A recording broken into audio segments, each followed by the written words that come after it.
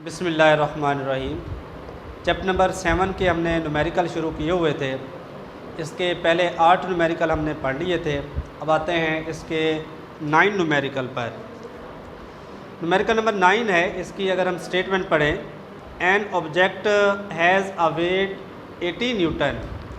एक ऑब्जेक्ट है, एक जिस्म है जिसका वज़न जो है वो 18 न्यूटन है इन द एयर। हवा के अंदर एक जिस्म जिसका वेट है 18 newton. It's weight is found to be 11.4 newton when immersed in water. यानी कि उसी ऑब्जेक्ट को जब हम पानी के अंदर इमर्ज करते हैं, पानी के अंदर डुबोते हैं, तो उसका वेट जो होता है वो 11.4 न्यूटन हो जाता है। कैलकुलेट इट्स डेंसिटी, इसकी डेंसिटी फाइंड करें इसी ऑब्जेक्ट की। Can you guess the material of the object, तो ये भी बताएं कि वो ऑब्जेक्ट किस मटेरियल का, किस चीज़ का बना हुआ है, ये भी आपने फाइंड करना है। तो सबसे पहले इसका डाटा अरेंज कर लेते हैं कि हमें इसका वेट बताया हुआ है, वेट इन ईयर। इसको W1 के साथ शुरू कर रहा हूँ, ये हो जाएगा 18 न्यूटन के बराबर। उसके बाद जब किसी ऑब्जेक्ट को हम पानी के अंदर इमर्स करते हैं, डुबोते हैं, तो इसका वेट जो होता है वो कम हो जाता है, क्योंकि हमने पढ़ा हुआ है कि कोई भी ऑब्जेक्ट जब हम पानी के अंदर ले जाते हैं उसका वज़न कम हो जाता है अप थ्रस्ट की वजह से। तो W2 जो है वो हो जाएगा 11.6 न्यूटन के। तो अगर हम इस वेट के दरमियान डिफरेंट ले लें, इन दोनों का फ़र्क ले लें, तो ये बन जाएगा W। इन दोनों को माइनस कर देते हैं, यानी कि W1 वो है 18 न्यूटन, फिर है W2 वो है 11.6 न्यूटन। तो अगर हम इन दोनों को माइनस करते हैं 18 माइनस 11.6, तो हमें आंसर मिल जाता है 6.6 न्यूटन का। यानी कि W1 और W2 के दरमियान जो डिफरेंस है वो है 6.6 न्यूटन का। यानी कि इस तरीके से हमारे पास 3 वैल्यूज़ आ चुकी हैं। W1 18 न्यूटन, W2 11.6, W जो है वो है 6.6 न्यूटन। इसके बाद हमने इसकी डेंसिटी फाइंड करनी है। ये आपको पता होना चाहिए कि डेंसिटी ऑफ वाटर जो होती है 1000 किलोग्राम पर क्यूबिक मीटर के बराबर। तो अब हमने डेंसिटी ऑफ ऑब्जेक्ट फाइंड करनी है आर्चिमीदेस रूल के मुताबिक, उसको आप कैपिटल D के साथ शो करेंगे। अब इसको कैलकुलेट करते हैं। W1 फार्मूला जो है इसका, डेंसिटी ऑफ ऑब्जेक्ट फाइंड करने का फार्मूला वो है W1 over W1 minus W2 multiply by rho. अब W1 जो है वो 18 है, W1 माइनस W2 इसका आंसर हम निकाल चुके हैं, वो है 6.6 न्यूटन। तो यहाँ पर आप 6.6 न्यूटन इसकी जगह पर पुट कर देंगे। उसके बाद डेंसिटी ऑफ वाटर है 1000, यहाँ पर आप 1000 लगा देंगे। अब सबसे पहले 1000 और 18 को आपस में मल्टीप्लाई करेंगे, तो ये हो जाएगा 18,000 और डिवाइडेड बाई 6.6।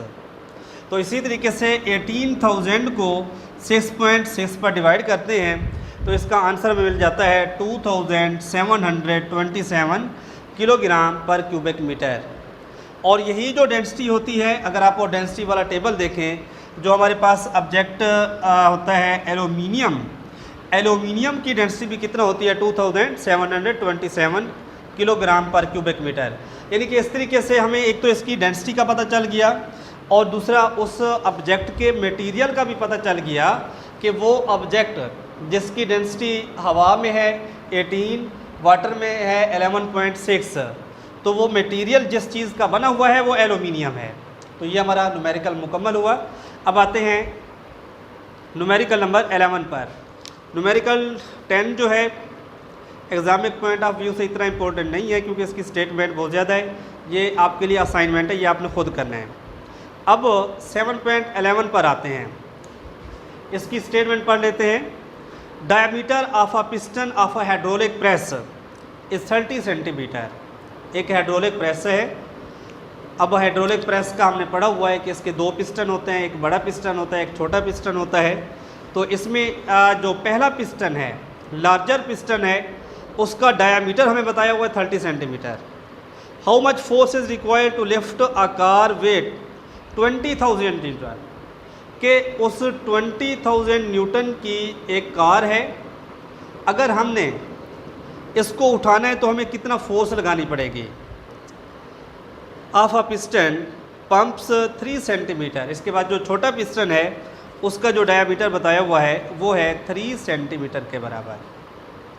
अब सबसे पहले इसका डाटा अरेंज कर लेते हैं। Diameter of a large piston, यानी कि इस हाइड्रोलिक प्रेस का जो लार्ज पिस्टन का डायामीटर है वो है 30 सेंटीमीटर। डायामीटर के बारे में हमने पढ़ा हुआ है कि अगर ये हमारे पास सर्कल है, यानी कि ऐसी लाइन, ऐसी स्ट्रेट लाइन जो इस सर्कल के 2 पार्ट्स कर दे, 2 इक्वल पार्ट्स कर दे, ऐसी लाइन को हम डायामीटर का नाम देते हैं। तो अब हमें इसका चाहिए रेडियस। अब अगर रेडियस निकालना हो तो हम इस डायामीटर का हाफ कर लेते हैं। डायामीटर का हाफ ले लो, डायामीटर को 2 पे डिवाइड कर लें तो हमें इसका रेडियस मिल जाता है। तो डायामीटर की वैल्यू है 30 सेंटीमीटर। अगर रेडियस फाइंड करना है तो हम 2 पे डिवाइड कर देंगे। अब d की वैल्यू वो है 30 डिवाइडेड बाई 2, तो ये बन जाएगा 15 सेंटीमीटर। यहाँ पर एक और काम करना है, वैल्यू हमें सेंटीमीटर में दी हुई है, मीटर में चेंज करने के लिए इसको 100 पे भी डिवाइड करना पड़ेगा। जब हम 15 को 100 पे डिवाइड करते हैं तो हमें मिलता है 0.15 मीटर के बराबर।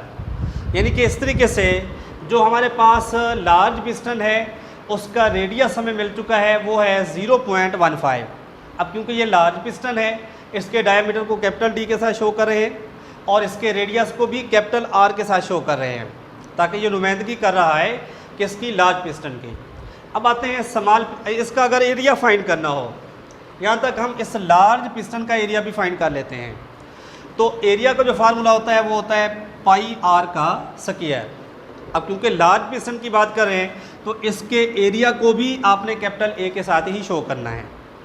अब इसमें वैल्यू पुट करें।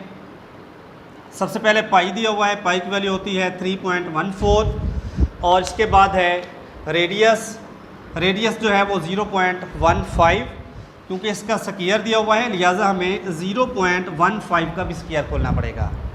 अब 3.14 वैसे का वैसा ही लिखेंगे। इसके बाद 0.15 जो है इसका जब हम स्क्वायर खोलते हैं तो इसका आंसर हमें मिलता है 0.025 के बराबर। इन दोनों को आपस में मल्टीप्लाई कर देते हैं तो हमें इसका आंसर मिलता है 0.0706 और एरिया का जो यूनिट होता है मीटर स्क्वायर। तो यानी कि एरिया जो है कैपिटल A जिसको आप शो कर रहे हैं, लार्ज पिस्टन का जो एरिया है वो हमें मिल रहा है 0.0706 मीटर स्क्वायर के बराबर।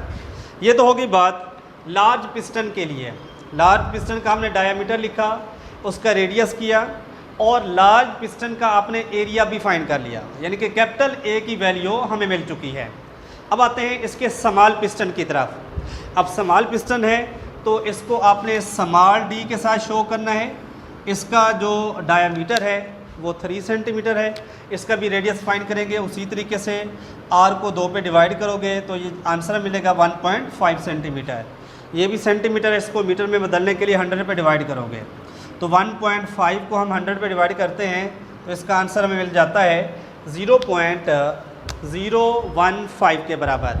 अब इसका भी एरिया फाइंड कर लें। जिस तरीके से आपने लार्ज पिस्टन का एरिया फाइंड किया वैसे ही स्मॉल पिस्टन का भी एरिया फाइंड करें और हम उसको शो कर रहे हैं स्मॉल a के साथ। तो ये आ रहा है a is equal to pi r का स्क्वायर। पाई की वैल्यू वही रहेगी 3.14 और स्मॉल r की वैल्यू है 0.15 के बराबर।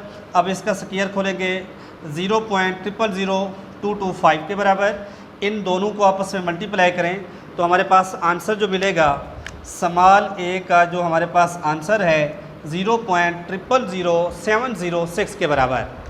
इसके अलावा हमें एक फोर्स बताई हुई है जी, वो है 20,000 न्यूटन। तो इसको हमने F1 का नाम दे दिया है। अब आपने फोर्स मालूम करनी है वो फोर्स लगा के जिससे आपने इस कार को लिफ्ट करना है, इस वजह से हमने उसको F2 से डिनोट किया हुआ है। अब अकॉर्डिंग टू पास्कल लॉ के F1 ओवर A, F1 और इसके साथ कैपिटल A, F2 और इसके साथ स्मॉल a, क्योंकि हमने F2 को फाइंड करना है, स्मॉल a यहाँ पर डिवाइड हो रहा है, दूसरी तरफ जाके क्या हो जाएगा, मल्टीप्लाई हो जाएगा। अब इस फार्मूले में आपने वैल्यूज़ पुट कर देनी है, फार्मूला बन जाएगा F2 is equal to F1 over A multiply by A आ जाएगा। अब 20,000 हमने F1 की वैल्यू पुट की है, उसके बाद स्मॉल a ये ऊपर वाली रकम के साथ मल्टीप्लाई होता है, हमेशा कटिंग करनी हो तो हो सकता है, लेकिन अगर ना हो रही हो तो हम ऊपर वाले के साथ ही मल्टीप्लाई करते हैं। तो ये बन जाएगा 0.00076 के बराबर। तो सबसे पहले हम इन दोनों को आपस में मल्टीप्लाई करेंगे, यानी कि 20,000 मल्टीप्लाई बाय 0.0000706 के बराबर। तो इसका हमें आंसर मिलता है 14.13 के बराबर। 0.706 वैसे का वैसे ही नीचे आ जाएगा। अब इसको भी डिवाइड कर लें तो ये बन जाएगा 200.14। अब ये क्योंकि पॉइंट के बाद वैल्यू जो है 5 से लेस है, इस वजह से हम 14 को इग्नोर कर लेंगे, तो F2 की वैल्यू हमें मिल जाएगी 200 न्यूटन के बराबर। ये हमारा 11 न्यूमेरिकल मुकम्मल हुआ। इसके बाद आते हैं न्यूमेरिकल नंबर 12 पर। न्यूमेरिकल नंबर 12 है कि a steel wire of cross sectional area 2 multiply by 10⁻⁵ metre square, कि एक स्टील की तार है जिसका क्रॉस सेक्शनल एरिया जो है वो है 2 मल्टीप्लाई बाय 10⁻⁵ मीटर स्क्वायर के बराबर। इस stretched through 2 millimetre by a force of 400 Newton, कि उस स्टील की तार को 4000 न्यूटन की फोर्स लगा के 2 मिलीमीटर तक उसको स्ट्रेच कर दिया है, खींच दिया गया है, उसकी लंबाई में इजाफा कर दिया गया है। फाइंड द यंग्स मॉडुलस, इसका यंग्स मॉडुलस फाइंड करें। The length of the wire, तो इस वायर की जो ओरिजिनल लेंथ थी, असल लेंथ, वो है जी 2 मीटर के बराबर। तो इसका भी डाटा अरेंज कर लेते हैं। तो हमें बताया हुआ है इसका क्रॉस सेक्शनल एरिया, सबसे पहले वो है 2 मल्टीप्लाई बाय 10⁻⁴, फिर 4000 न्यूटन की फोर्स लगा के हम इस वायर को स्ट्रेच कर देते हैं, इंक्रीज कर देते हैं। तो इस वजह से मैंने साथ लिख दिया इंक्रीज इन लेंथ। इंक्रीज को आप कह सकते हैं कि चेंज इन लेंथ है, कि जो भी ओरिजिनल लेंथ थी 4000 न्यूटन की फोर्स लगा के आपने उसकी लंबाई में चेंज कर दिया या इंक्रीज कर दिया, इस वजह से मैंने इसके साथ डेल्टा एल लिख दिया, और ये आ जाएगा 2 मिलीमीटर। अब 1 मिली जो होता है वो 10⁻⁻, यहाँ पर आप लिख सकते हैं कि 1 मिली इज इक्वल टू 10⁻³ की इक्वल होती है। तो अब मिलीमीटर दिया हुआ है, 1 मीटर वैसे आ जाएगा और मिली की जगह पर 10⁻³ लिख देंगे। इसके बाद जो इसकी ओरिजिनल लेंथ थी उसको हम L0 के साथ शो कर रहे हैं, वो है 2 मीटर। यंग्स मॉडुलस का फार्मूला हमें दिया हुआ है कि y is equal to FL0 A delta L के बराबर। अब फोर्स की वैल्यू है 4000, L0 यानी कि ओरिजिनल लेंथ वो है 2 मीटर, तो 4000 मल्टीप्लाई बाय 2। अब ओवर में आते हैं, ओवर में दिया हुआ है क्रॉस सेक्शनल एरिया, वो है 2 मल्टीप्लाई बाय 10⁻⁵। फिर है डेल्टा एल यानी कि इंक्रीज इन लेंथ, वो है 2 मल्टीप्लाई बाय 10⁻³ के बराबर। अब इसको हल करते हैं। सबसे पहले 2 के साथ 2 को कट कर देते हैं, तो ये बन जाएगा 2 1 2 2 2 4, यानी कि ये बन जाएगा 2000 बन जाएगा। अब ये जो पावर्स वाली रकूम है माइनस वाली, इसको भी ओवर से ऊपर लेकर आते हैं। 10 की पावर -5 है तो ये बन जाएगा +5, ये -3 है तो ये बन जाएगा +3।